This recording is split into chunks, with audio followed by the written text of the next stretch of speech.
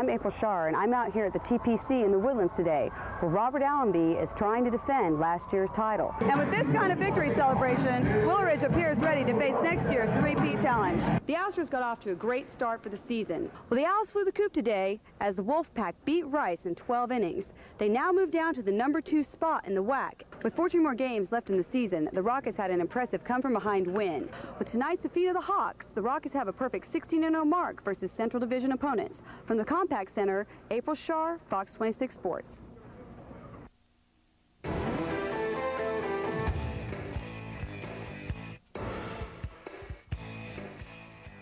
Only 2 weeks in the baseball season, and the Astros already facing an early test, spending Easter weekend in St. Louis to take on the defending division champions.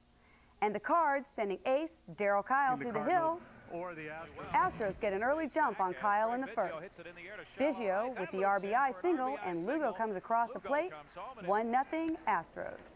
In the second, Orlando Merced leads things off with a home run out of the park. 2-0 Astros. Kent Bottenfield with a strong start. He gets Mark McGuire flexing. 2-2 game in the seventh, 2 outs, 1 on, and Biggio goes deep to the left for the second home run. Final score, 4-2. Never too early to hate the Yankees. The best rivalry in sports, Bronx and Boston. Sox tie things up in the fifth. Manny Ramirez goes deep and barely misses a homer off El Duque. RBI double scores Everett and makes it 1-1.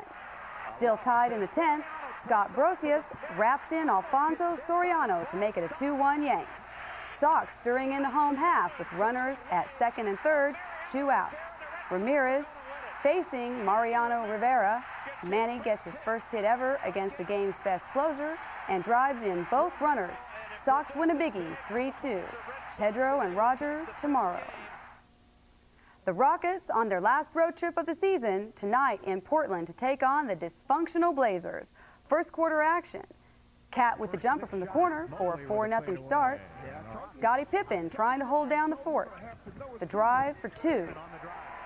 Shandon Anderson was feeling it. Rockets up 11-7. Francis oops to Kelvin Cato.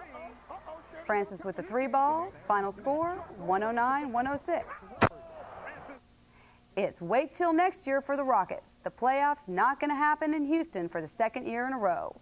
But at least the team's locked up a winning season. With 2 games left, Francis and the fellas want to bounce it out on the positive tip. We're looking to get the dub. Well, that's it for sports.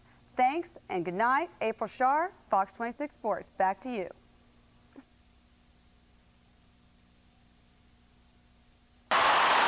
Saturday's game against the Spurs was another tough one for the Rockets. Following a tradition of adversity, the Rockets were down 20 points at the half.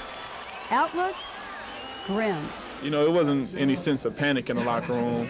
You know, we didn't come in here trying to change things, trying to, point fingers or anything like that. We just came in here, looked at each other and said, okay, now we got a ball game. We got to play that much harder. And harder is what it got for the Spurs. Spurring on comeback hopes, Bullard was back, matching a season high with 18 points.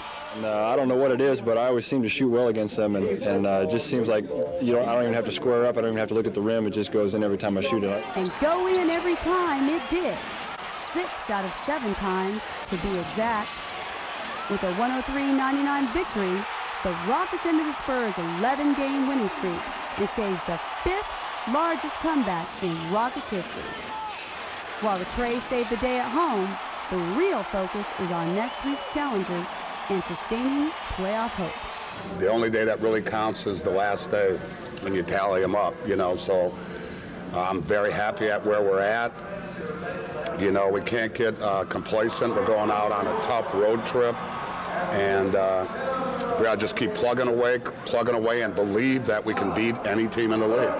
With 14 more games left in the season, the Rockets had an impressive come-from-behind win and are now a half a game out of the Western Conference playoffs. From the Compact Center, this is April Sharr reporting for Fox 26 Sports. I don't try to look back and say if, because it's something that you never know. I like to look forward. Fast forward, maybe.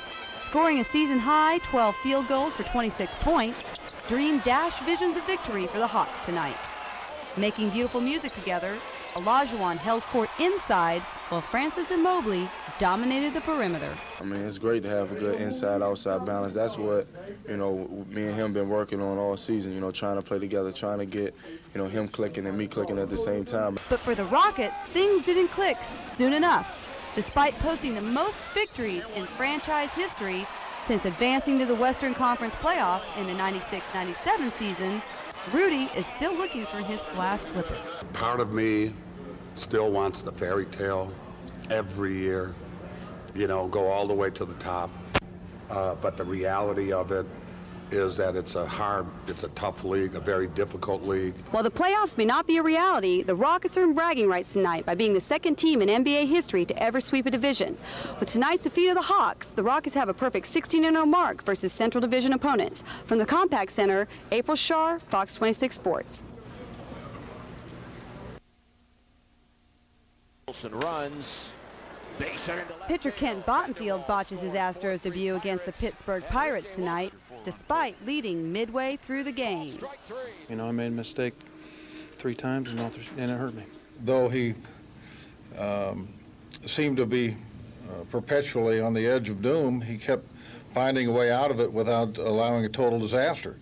And so it was okay, but I know he would say that he could pitch better. There probably was a better choice there, and I didn't make it. While Bottenfield threw the pitches, Osmus took his fair share of the blame. It was my call. That's going to happen sometimes. I think they've done a good job for the most part of pitching to both sides of the plate, using their stuff and not concerning themselves with the field or the dimensions of the field. The Astros got off to a great start, but suffered their first disappointing loss today. Larry Durkert is not only confident that they'll come back tomorrow, but that they'll also have a strong 2001 season. From Enron Field, April Sharr reporting, Fox 26 Sports.